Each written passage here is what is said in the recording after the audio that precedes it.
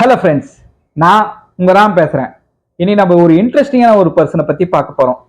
விடுதலை சிறுத்தைகள் கட்சியோட தலைவர் திரு தொல் திருமாவளவன் அவரை பத்தி நம்ம இன்னைக்கு இன்ட்ரெஸ்டிங்கான யாரும் அறியாத ஒரு சில விஷயத்தை நம்ம பார்க்க போறோம்.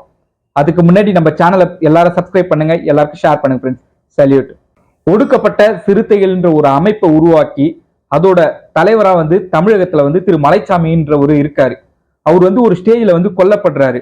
அவர் கொல்லப்படும் போது தடய அறிவியல் துறையில திரு தொல் திருமாவளவன் வேலை பார்த்துட்டு இருக்காரு. அப்ப திரு தொல் திருமாவளவனை திரு மலைச்சாமி அவருடைய நினைவேந்தல் கூட்டத்துல கலந்துக்க கூப்பிடுறாங்க. ஓகே, இவரை கலந்துக்கிறாரு. கலந்துகிட்ட பிறகு அந்த இயக்கத்தை அந்த அமைப்போட கிட்டத்தட்ட ஒரு தலைவர் மாதிரி தொல் திருமாவளவன் உருவாக ஆரம்பிக்கிறாரு.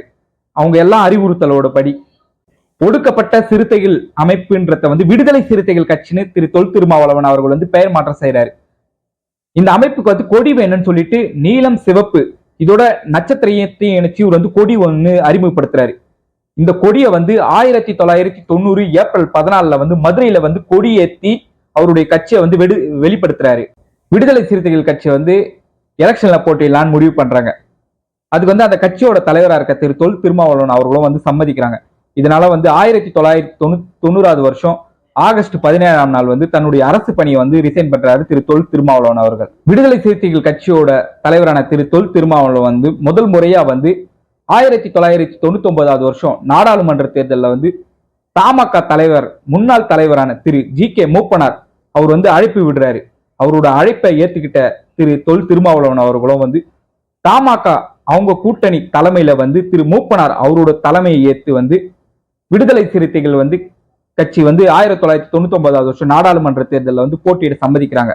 இதுல விடுதலை சிறுத்தைகள் கட்சிக்கு 2 தொகுதிகள் ஒதுக்கப்படுது. திரு தொல் திருமாவளவன் அவர்களுக்கு சிதம்பரம் தொகுதியில போட்டியிடவும், அதே மாதிரி தடா பெரியசாமி அவர்களுக்கு பெரம்பலூர்ல போட்டியிடவும் தமாக கூட்டணியில ஒப்பந்தம் கையெழுத்தாகுது.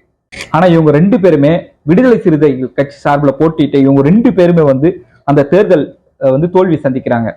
ஆனா இதுக்கப்புறமா 2009 2019 இந்த நாடாளுமன்ற தேர்தலில் சிதம்பரம் தொகுதியிலிருந்து போட்டியிட்ட திரு தொல் திருமாவளவன் அவர்கள் வெற்றி பெற்று நாடாளுமன்றத்துக்கு 2 முறையும் போயிருக்காரு இந்த தொகுதி மூலமா. 2009 2019 இந்த மக்களவை தேர்தலுக்கான இடைப்பட்ட தேர்தலான 2014 மக்களவை தேர்தலில் திராவிட முன்னேற்ற கழகம் அவங்க தலைமையில விசிகா இடம்பெற்று திரு தொல் திருமாவளவன் அதே சிதம்பரம் தொகுதியில போட்டியிடுறாரு. ஆனா அதிமுக கூட்டணி அவங்க தலைமையிலான வேட்பாளரான திரு சந்திரகாசியிடம் திரு தொல் திருமாவளவன் அவர்கள் தோல்வி சந்திக்கிறாரு.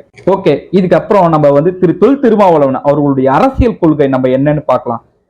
சம்பவார் என்ற பறையர் சமூகத்துக்கும் மற்றும் ஒட்டுமொத்த தமிழ் மக்களோட அவங்களோட உரிமைக்காகவும் இவங்க போராட்டம் நடத்துதல், தனித்தமிழ் வளர்ச்சிக்கு உதவுதல், இந்துத்துவ கொள்கைகளை எதிர்த்தல் போன்றவை திரு தொல் திருமாவளவன் மற்றும் விடுதலை சிறுத்தைகள் கட்சியோட கொள்கையா இருக்கு.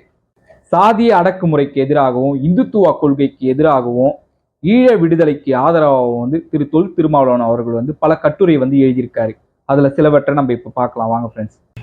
அத்துமீறு, தமிழர்கள் இந்துக்களா, ஈழம் என்றால் புலிகள், புலிகள் என்றால் ஈழம், இந்துத்துவத்தினை வேறறுப்போம், அமைப்பாய் திரள்வோம். இதுல சில ஆங்கிலத்திலேயே மொழிபெயர்க்கப்பட்டிருக்கு திரு தொல் திருமாவளவன் அவர்களுடைய கட்டுரையும் நூல்களும்.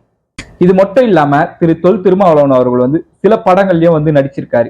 இவருடைய முதல் திரைப்படமான அன்பு தோழி படத்துல இவர் முக்கியமான கதாபாத்திரத்துல திரு தொல் திருமாவளவன் அவர்கள் நடித்திருப்பாரு.